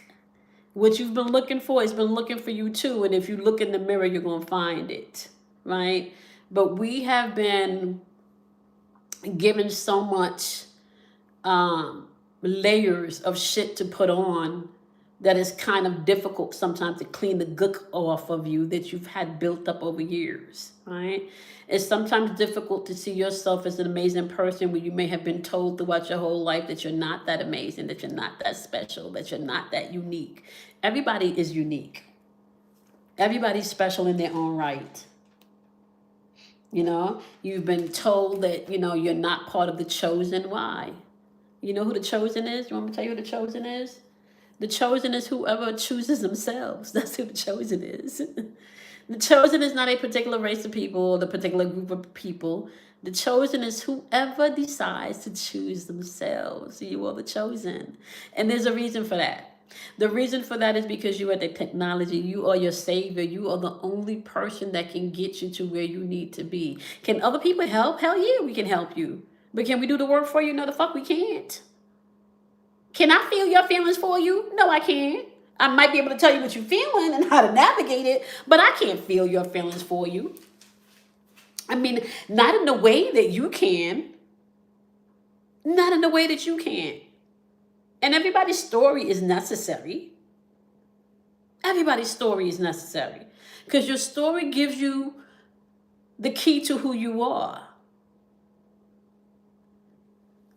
Usually most empaths and people that are highly sensitive to energy had to go through some type of trauma in childhood. It could have been a lot of pain, And do you know that when I do numerology, there's some numbers, depending on how they're sequenced, I can tell you whether or not you had a father in your life or not. So some of you come in with these archetypes and these codes already embedded, not just in your date of birth or your zodiac sign, but they're embedded also in your numbers. They're embedded in your name. Do you know that your name has a tonal vibration and a sound?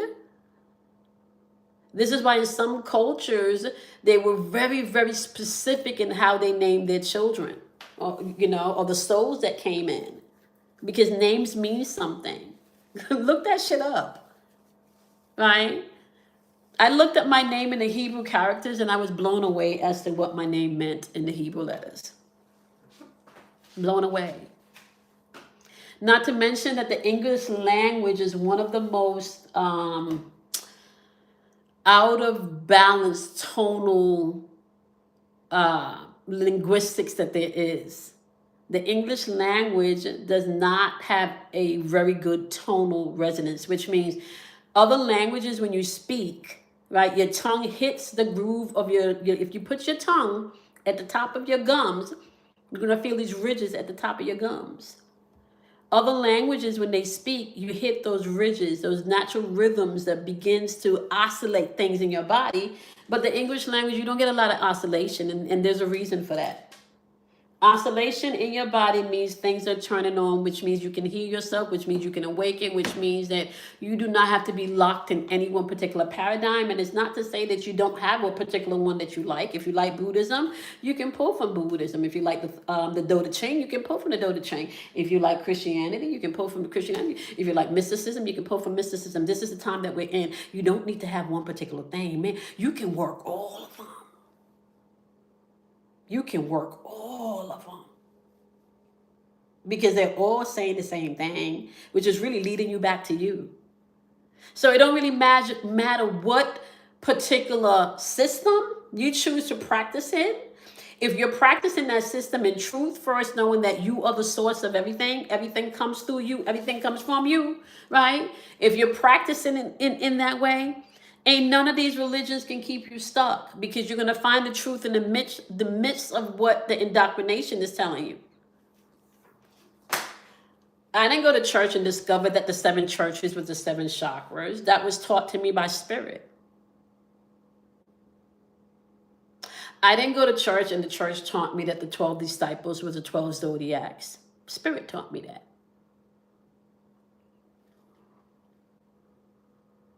Right?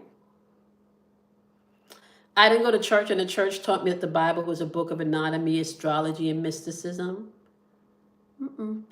Church didn't teach me that. Spirit taught me that. Yeah. So what I'm saying to you is it don't matter what holy book you have, because there are books that have not even been written yet.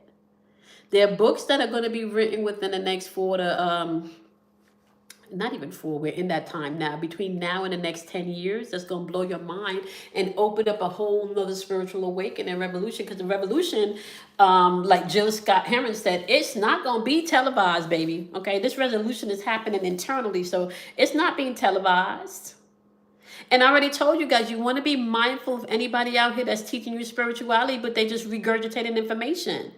By now, if you were teaching somebody or sharing with somebody how to do something, yeah, you should have already walked through or at least be going through that shit for you to explain the shit. You shouldn't be reading shit from a book from nobody right about now, telling people, well, this is how you do it because it says so. No. Be mindful of people that's out here just regurgitating information, but they don't have no experience and none of this shit to back it up in. Be mindful of that.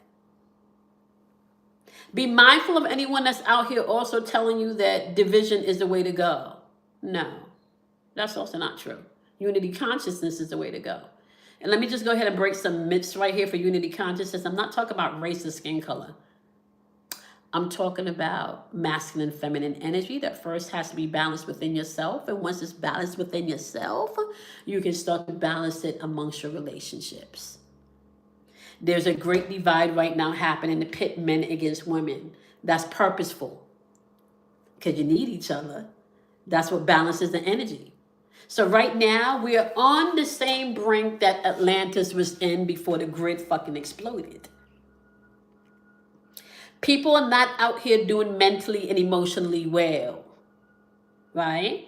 Because you got social media, you got shows telling you, instead of you sitting and having an adult conversation about something that may have bothered you as a grown adult, it's okay for you to throw a drink in somebody's face and start throwing blows. Yeah, yeah, yeah, right. Instead of you maybe owning the things or the parts about you that may need healing, you project them onto other people to make them think that dysfunction is the new norm, right? And if you're not operating in dysfunction, then you're the weird one, right? So because you choose your peace, or you choose to stay in alignment, or you choose not to do debauchery, or you choose not to live in a world full of negative comments and negative shit all day, just being bombarded, right? You're the weird one. You're not normal. Yeah. This is an energy right now where being an independent thinker, being an independent feeler is going to be necessary. And what do I mean? Come on, what do you mean by an independent thinker and an independent feeler?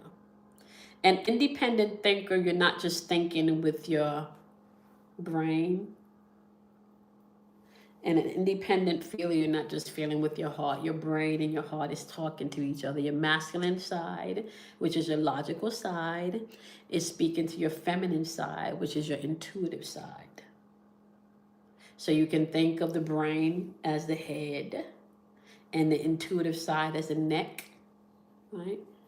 The head can't turn if the neck is stiff. You need both of them to be able to navigate, look around, look up, look down, right? You need both. So we're in an era right now where we do need a man and a woman, right? Especially the version of the man and the woman that dwells within us. You do need to think outside of the box. You do need to ask questions. And I'm not talking about just asking questions to other people, asking questions to yourself. Absolutely.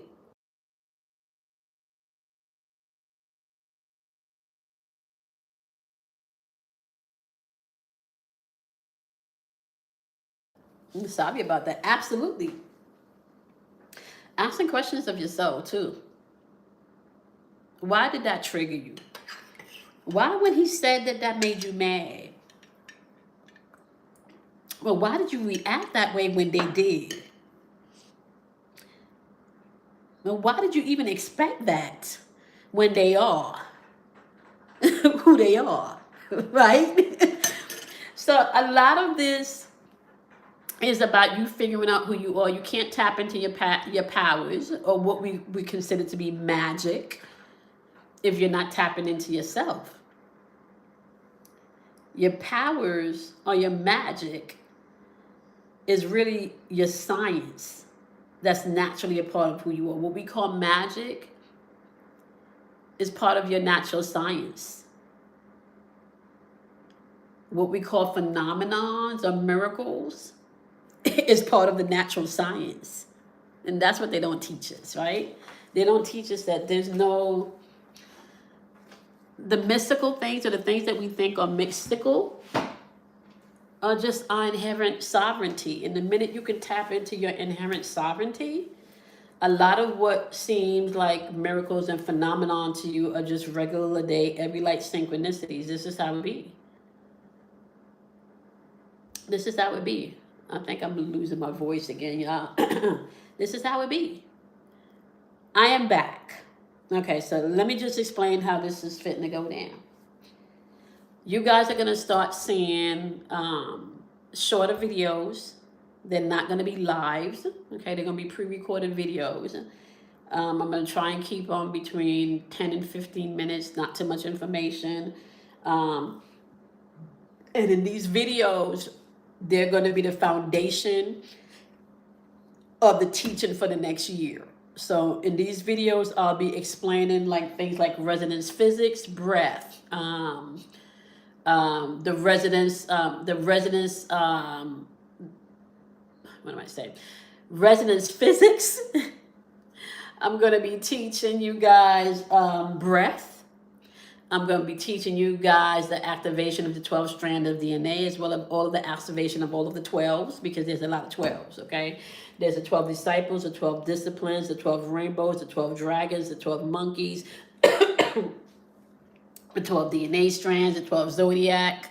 Did I say disciples and disciplines already? I probably did, but there's a lot of 12s, okay? 12 chakras. I don't think I said that. The 12 chakras, which also, let me give you this point right here, okay? Because let me just demystify this, okay?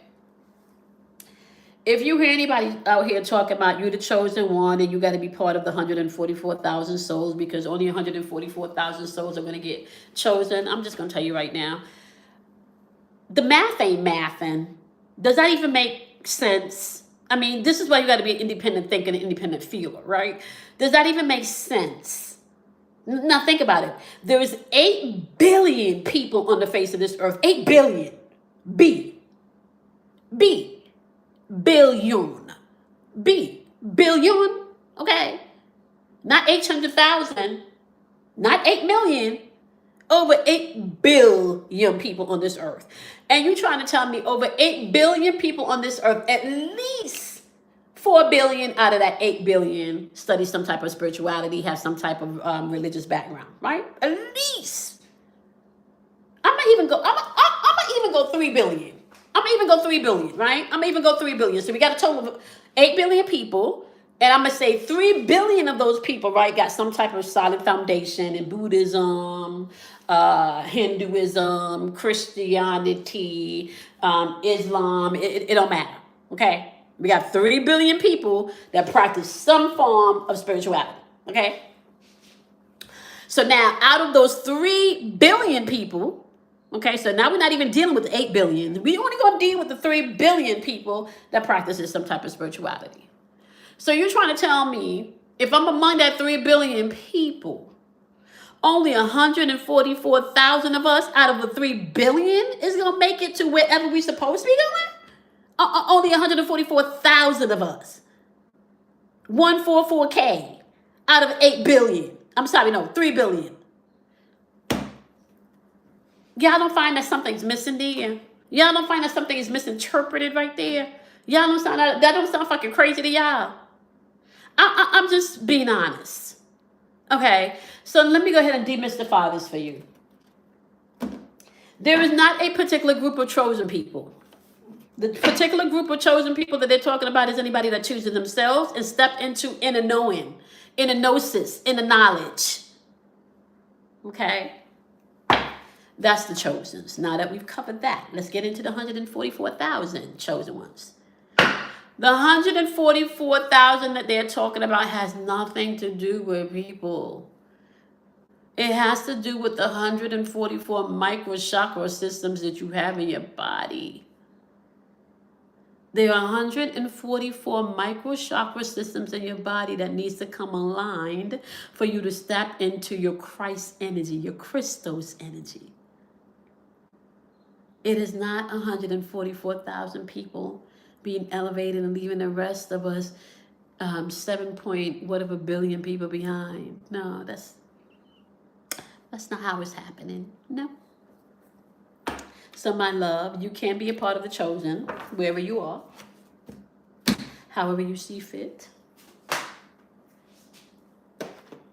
And the 144 has nothing to do with you, the individual, being chosen. It has to do with you, the individual, activating those chakras within your body.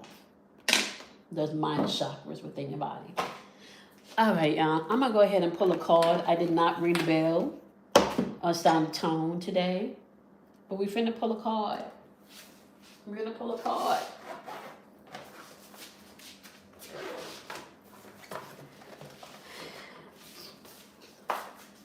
We're going to call, I used to call this Big Daddy because of this. But I think I'm going to call it Big Mama now because cannabis is definitely feminine in energy, right? So we're going to go ahead and pull a deck from Big Mama and see what the closing energy is going to be. So you guys are going to be receiving videos with the material that we're going to be unpacking for the next year. in smaller segments, okay? And the reason why I'm going to do those videos like that is because you know how I interact on the live, and I want these videos to be clear without interruption, so I'm not going to be doing these particular videos live. So the teaching material videos are going to be anywhere from 10 to 15 minutes long, and they're going to be done in separate videos. And before we even begin to map out the fun stuff, we got to get past the foundational stuff. There is safety required so you don't blow out your nervous system. All right. There's also safety required so you can ground yourself so you don't overload. Okay. You don't overload. All right. I can't make this up. We don't spend maybe almost definitely like an hour and a half on here talking about the same thing: transcendence, universal oneness. Everything that you seek is seeking you. You are all that you seek. You don't need to look outside of yourself for anything. And that is not, I meant to do a full Fred spread here, and I even had notes, y'all. Okay, well, I jotted down 2 things that I was going to go in detail, and that did not happen. I mean, I touched on it, right? Resonance physics and breath. So I'm gonna put those in a smaller video. I am back. I am happy to be here, and as the time continues, I will be sharing more about what I remember from my past lives, how that even transpires into what I'm doing today, because that has a lot to do with it. A lot of us are here to do specific things, but because of whatever else is going on internally, you may not be tapping into that specific thing that you're here to do. Okay, so I'm gonna be back tomorrow. I promise you, I'm back now. Between tomorrow and your first video is gonna drop this week, and I think the first video is probably going to be about breath and resonance physics. Okay, because remember, you are the technology. The technology is now coming online, and you are connecting through your ancient technology with your nervous system. That is the way that the technology works. It works using your nervous system. Okay, I am going to prove this to you. Well, actually, I don't have to prove anything to you. I'm going to share the information and allow your body and your spirit to verify it, right? That's all I got to do. I just got to bring you the information, and your spirit can verify it for yourself, okay? We're now in the Quasi era. The Quasi era is an era of resonance, and it means that you now have to not just attract things to you, you have to become the thing, okay? So, with that being said, I feel like I need a nap. I feel drained, y'all. I'm going to go. My wonderful gurus. I love you guys very much. We'll be back here tomorrow unpacking with our regular routine. Okay, we're going to do a tonal reading tomorrow. We're going to be doing our energy reading tomorrow, our tarot pull with our frequency cards tomorrow. And then later on this week, you guys are going to start to see the videos drop, okay? 10 to 15 minutes long, and then we're going to discuss those videos on live, all right? I appreciate each and every one of you. You know the deal. You got to go ahead and do something kind for yourself because you should. All right. And you want to do something kind for somebody else, not because they deserve it, but because you can. Right. And happiness is contagious. Joy is contagious. Compassion is contagious. Do you know what a smile can do to somebody? Just a smile. Just a smile. Do you understand what a smile can do to somebody? Come on now, y'all. You can smile at somebody. A smile don't cost you nothing. You can smile at somebody, right? All right, with that being said, I love you much, and I'm going to see you guys tomorrow. You have a wonderful, wonderful evening.